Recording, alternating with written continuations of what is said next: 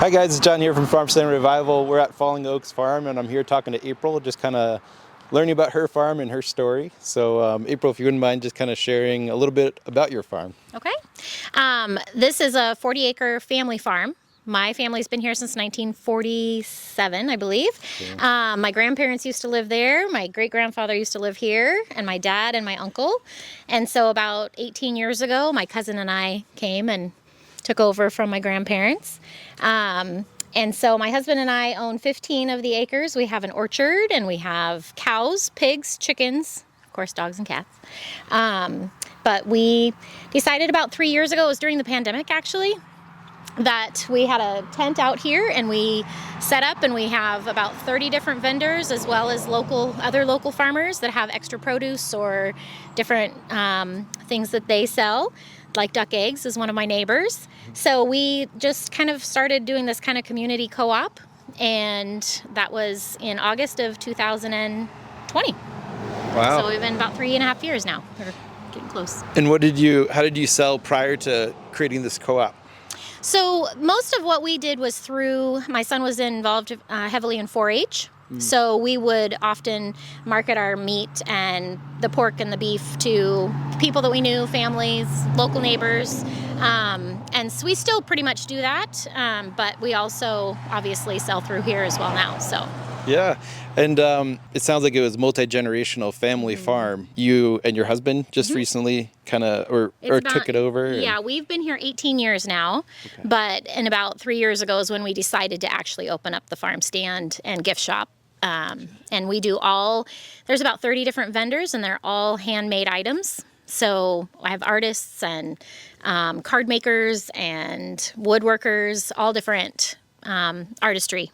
Wow. That they bring their items in. And what drove you 18 years ago to go from, your independent career to moving into farming? What inspired that? A lot of people that kind of engage with Farmstand Revival are in the kind of interested, maybe aspiring phase, and they haven't made the jump yet. Where were you prior, and what inspired you to create this endeavor? Well, when my grandfather passed away, my grandma didn't want to really keep the farm. She wanted to pass it down to the next generation. So that's when we moved out here. But then we still worked and used it kind of like a hobby farm for a long time. And it really was when my son got very heavily involved in 4-H that we really started expanding our orchard, raising more pigs. We started breeding pigs for other 4-Hers, and then the cows, of course, have been a part of our farm for generations. So not these specific ones, but that's really what we've always done. Is we always have raised our own meat. So what inspired you to go from just doing it yourself to bringing in the community and creating a co-op? And has it been successful? Would you encourage others to consider this idea? Absolutely. I think that it sounds a little corny, but I feel like this is a community spot. There are some times when you come here, the lot is full. People are outside talking to each other. I've got family here. It's really a place where people come and, feel like they're part of the community, that they're supporting local people, local farms, local artists. So it's honestly, I used to own a gift basket company, and I've always wanted a little gift shop. I think there's amazingly talented people around. So I kind of just started asking friends and family, and it's just grown. My cousin who's an artist, she's moving. So we'll be looking for another artist to come and, have her paintings or their paintings or whatever. So we try and keep it very local, but also really just giving all of these artists and farmers another place to have their items, because sometimes that's hard. You can't always have a storefront, or you don't always have enough to sell to one of the big chains. So having somewhere local is kind of that's our passion, is just making sure that it's a community place to be. Would you say it's a profitable endeavor too when people make this transition beyond like a passion project? Is this something you'd encourage others to do if they want to increase their profitability on their farm? That is a very tough question. Yeah. I'm sure you've met lots of people where we're very passionate about our farm, but trying to find the right balance between marketing your farm, but also not not being on a commercial level. I mean, it's being a commercial level has never been our endeavor. It really has been to share what we have with our community, whatever's extra kind of a thing. For us, we have found a few things that have made the money for us so that we can continue to do that, and that is breeding pigs for 4-H and other people that want to raise their own animals, selling our beef, and then having this store. We do a commission base, so I don't charge rent to the vendors. It's just whatever sells, we take a percentage, and it's really more about, I kind of tease the young ladies that come and work with me, is we're here to love on our community, love on people, and have a good environment that people feel comfortable coming to. So it's not, we're not going to be rich from it, I don't think, but we are getting exactly what we want, and that is to have this community environment and just to have it pays for itself, and it helps us kind of share what we love with the community. So Yeah, and what does that look like for you? You mentioned some of the more profitable channels that you have, and then the passion project channels that you have as well. And I think really what it comes down to is meeting the consumer where they're at and providing lots of variety to them to bring them in, and have maybe even those lower profitability enterprises that bring people in the door, and then you can convert them on your higher dollar products. But going off of that, now that we've kind of dialed into like where the farm is and where it's going, even for brand new farmers, what would you say for someone? You said 18 years ago you started. Did you start with one enterprise, all these enterprises at the same time? And no, we honestly just had the beef really is all we started with. And then we of course had some of our orchard from the family we've had to, replace, but we really started planting and started planning raspberries, marionberries, apples, things that we knew that we could consume, but also our families liked, and then we can share them when we have the abundance. So we kind of started with those items, and then it's grown from there. I love to bake. So one of the things in the farm stand is every Saturday morning I have my regulars coming in for cinnamon rolls, and they're usually sold out by noon. So there's just those little things that, help pay for the business, but also, like you said, bring in people that are looking for quality, naturally raised beef and pork, which is, really a passion of ours. They're very spoiled animals on our farm. While they're here, they are very spoiled. So, and we like that. It's the humane treatment and making sure that, people get things that are natural and quality from our farm. Yeah, what do you say to consumers that come in and they say, well, I can get this cheaper at the supermarket? And kind of what's your rebuttal to those guys? Not only them, but just also people that maybe don't know the difference and why it's important.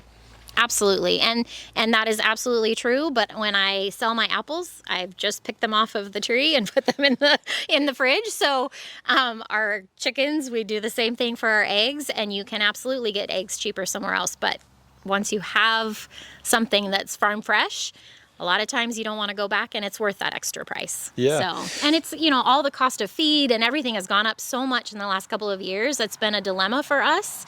But we continue to try and keep a fair price for our beef and pork and apples and raspberries, anything that we have, just because we know that, it needs to be a fair price as well. Yeah, and I know they've done surveys on people that visit farmers markets, and the three main reasons they go is to support their local farmer, their local community.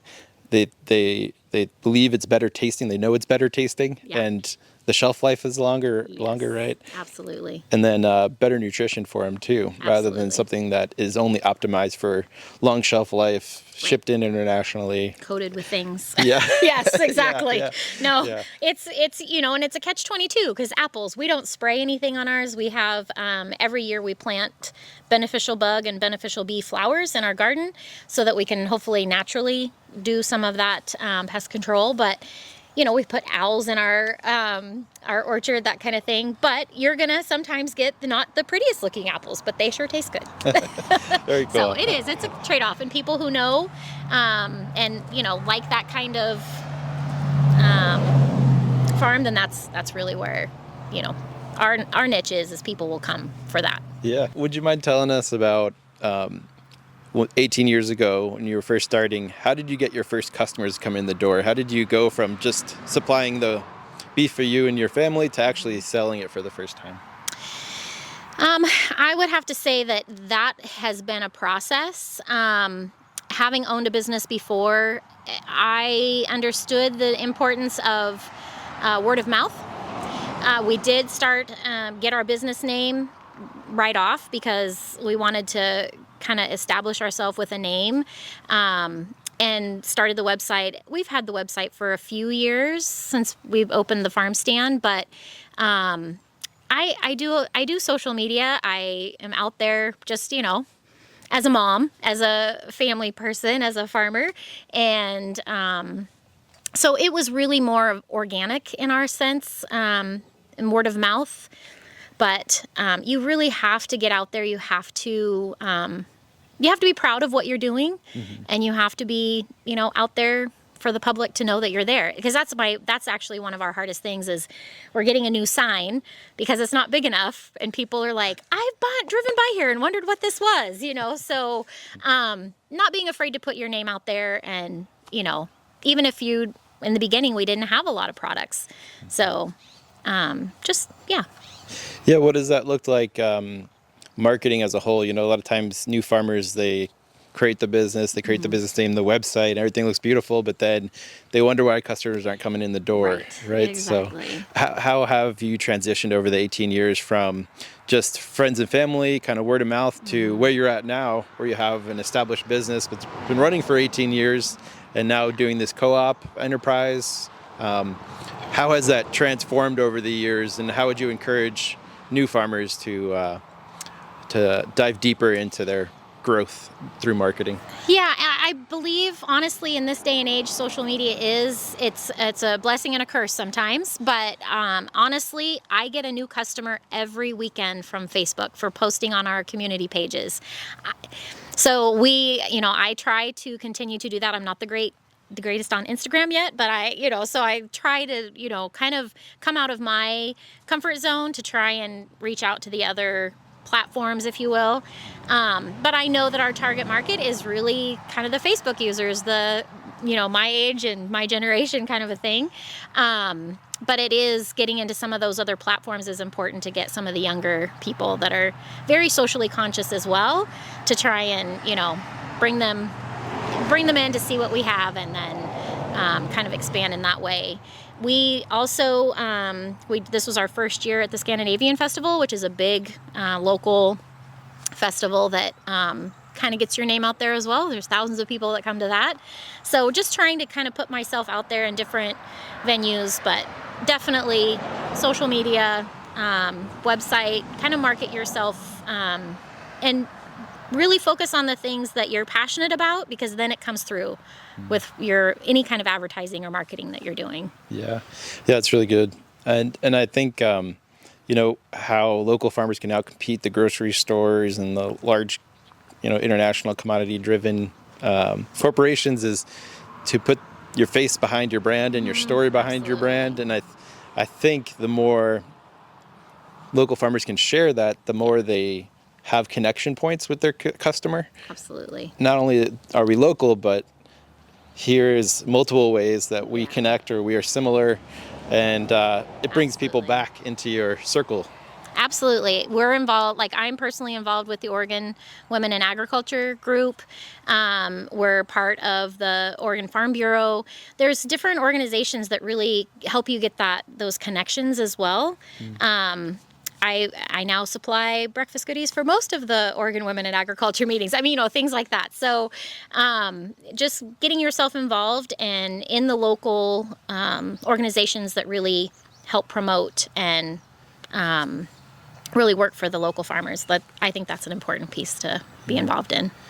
Yeah, and what influencers or educators in your space do you look to when scaling your business or growing your business, or you have questions on beef production? We actually there's quite a few local people that kind of are either on our level or a much higher level. Thistledown Farms, they're one of our dear friends, and they have an amazing organization. And so one of the things that one of the owners of Thistletown told me when we first started is, be consistent. If you're going to be open on Saturday, be open every Saturday. Don't change your times around. Don't try and do that. Be consistent, because if one person comes and you're not open, they're not going to come back. And we took that to heart, and it's been very true. We open every Saturday from, so all through the year. So we really try to take some of the, the advice from people who've been there, who've done what we're doing, or on a larger scale, to make sure that, we're staying true to not only the community, but also for us, to make sure that we're consistent and people see that consistency, and then they can count on us being here. So yeah, it's interesting. As I talk to farmers, it seems like I've always thought that most of them get educated through YouTube videos or online classes or that kind of thing. We've done some of that. I could tell you about breeding pigs for the first time. Yeah, we did a lot of YouTube searching. It's a little crazy, but no. When we got involved in 4-H, there's some great 4-H leaders in different communities, and even in my family, that really helped us learn and understand different best practices. So definitely, and everyone that we have encountered has been eager to share. Yeah. So, I mean, it's like if somebody comes to us to learn about breeding pigs, we are sharing everything, because we don't want anybody to go through what we did in the beginning, kind of thing. So I think it's just reaching out, being part of the community, and then doing that, it helps you kind of make that transition, if you will. So yeah, it just reminds you of the importance of finding mentors or influencers in your local area that are doing it and maybe more successful at it, that can loan you advice. So networking is not only important in your local community to grow your business, but also to learn your business. Learn your business, right? Yeah, you have to learn from the people the hard knocks, right? The education of hard knocks. People that go through it want to share how you don't want, so you don't go through that. And I think most people are very willing to share. I've even talked to one of the local vineyards that when they first moved here, they had a lot of problems, and they they just went to one of the other vineyards. They were afraid that they were going to be turned away because it was a competitor, but they brought them in, they started teaching them all these things, and found this great network within all the local vineyards around here. So I think people are very willing to share and help educate if you're willing to learn. Yeah, that's such a good point, that you can go further and faster. Yes. By connecting up with your local network and having that abundance mindset rather than a scarcity mindset, right? Not looking at each other as competition, but we're all in There's enough to go around. There is enough business to go around. I truly believe that, and I always have. I think that's how you become more open to, I love supporting other local businesses. When I do my Christmas shopping, it's my goal to not shop anywhere but local businesses. So I have one of my vendors is making a special gift for all the people in my family, because it's her specialty. And then, I found a piece of art that is great for another family member. You just want to, support everybody local, so that, it'll come around. Yeah. They'll come and support you. Well, thanks, April, for taking the time to share your story and tell us about your multi-generational farm that you have here. I was going to say, I think I'm the 5th generation. Wow. Very cool. That's so awesome. So it's good. Is there any other place you'd recommend people can look to find out more about your farm, or to reach out to you if they were interested?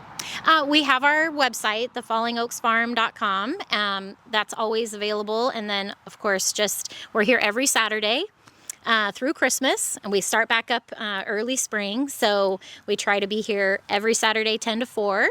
And I think I'm in the community a lot too, since I've lived here and my whole family lives here. So I'm pretty involved in different organizations around, and so yeah.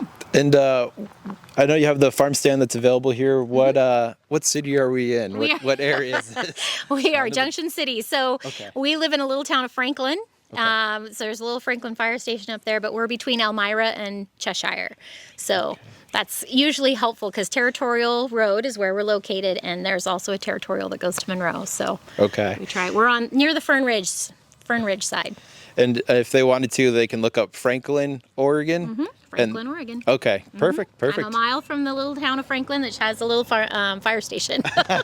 So there's 2 little white churches too, and a Grange.